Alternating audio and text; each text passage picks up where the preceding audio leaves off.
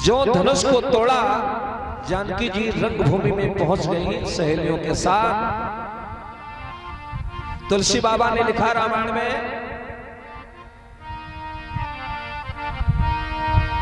Hello Saurabh ji, Saurabh,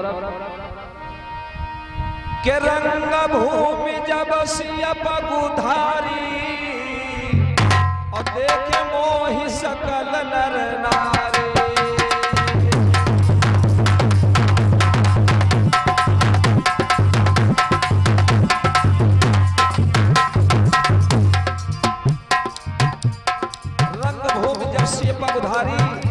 मोहे देख सकल नर नारी, कि सीता जी को देखकर नर नारी मोहित हो गए। एक तरफ रामायण में लिखा है, मोहन नारी नारी कई रूपा, पन्नगारिया चरित अनूपा।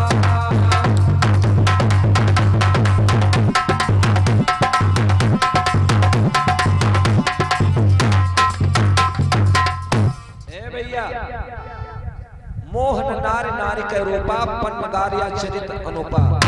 कोई नारी किसी के रूप को देख करके, नारी के रूप को नारी देखकर मोहित नहीं होती है।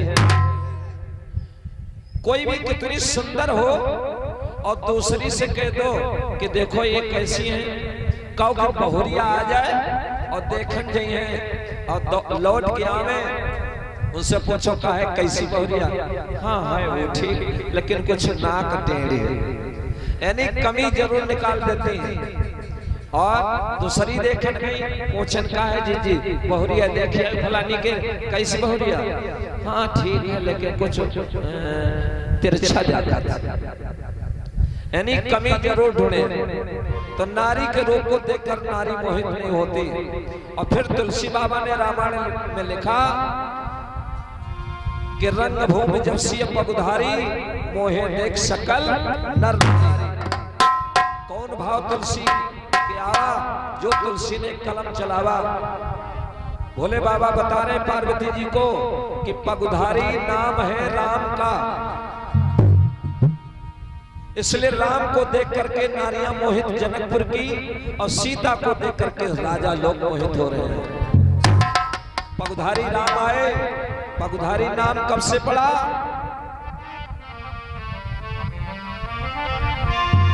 अरे जब से राम अहिल्या है तारी, तब से नाम पड़ा पगुधारी।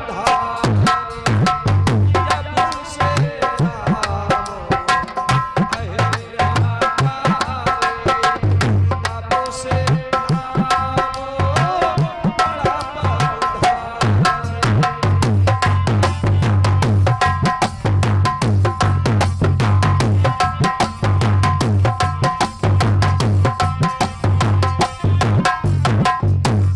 से राम अहिल्या तारी, तब से नाम पड़ा पगुधारी।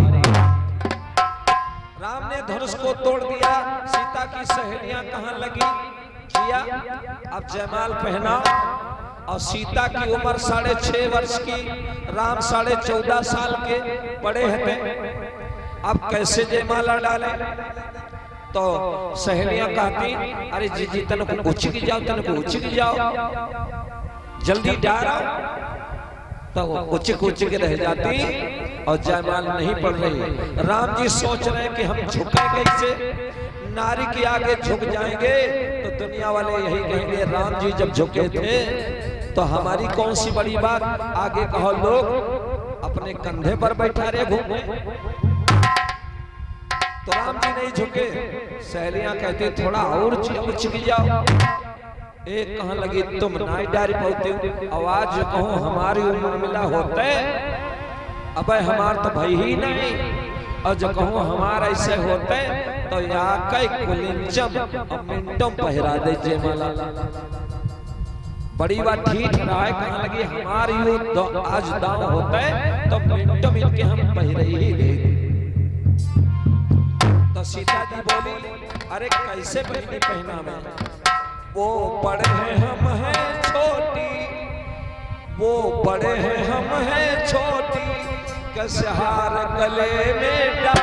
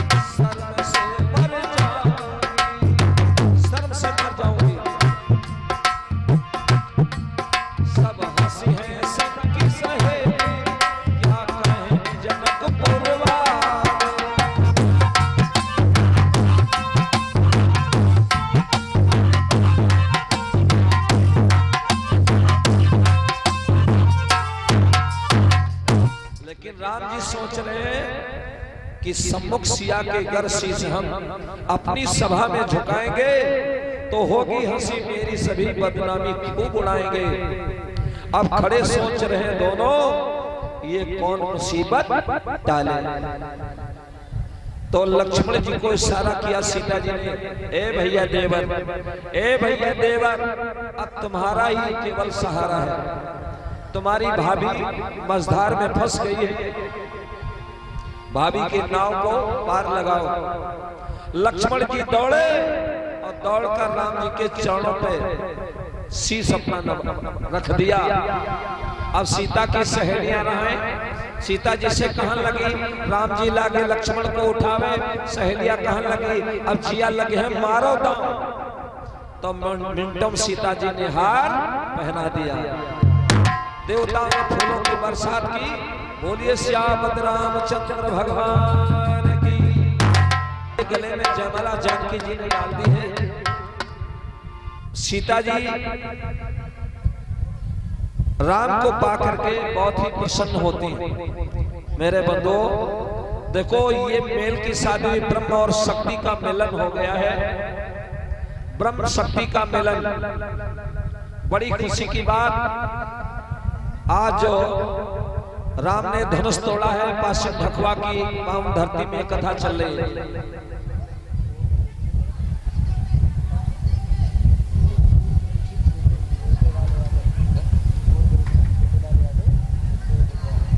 और 101 मुद्रा का दान पूर्व परिचित ये श्री छोटेलाल यादव जी आपकी तरफ से हो रहा है।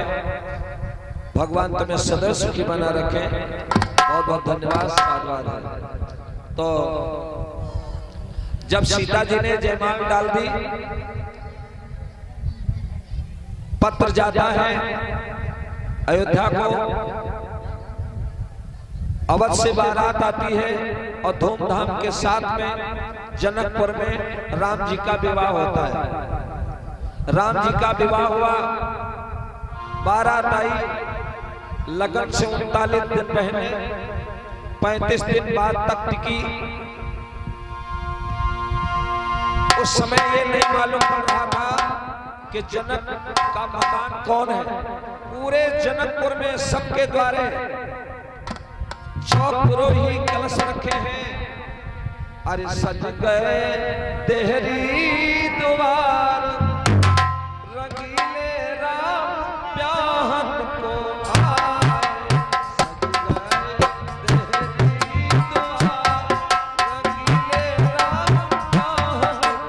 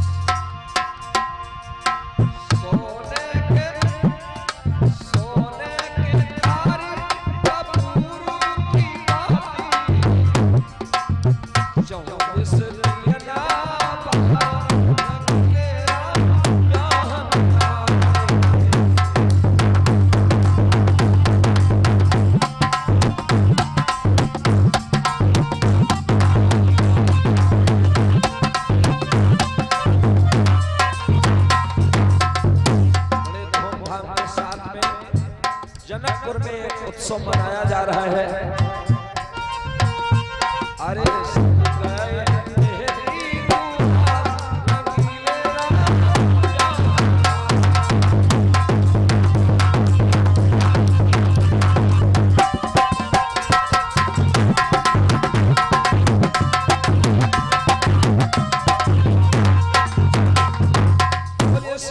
रामचंद्र भगवान की।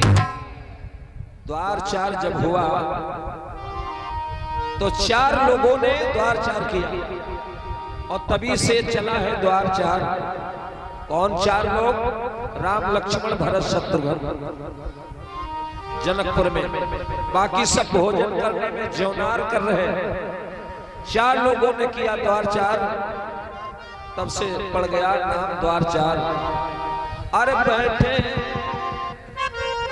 बैठे बराती द्वार 4 है और दूल्हा है 4 दुल्हन 4।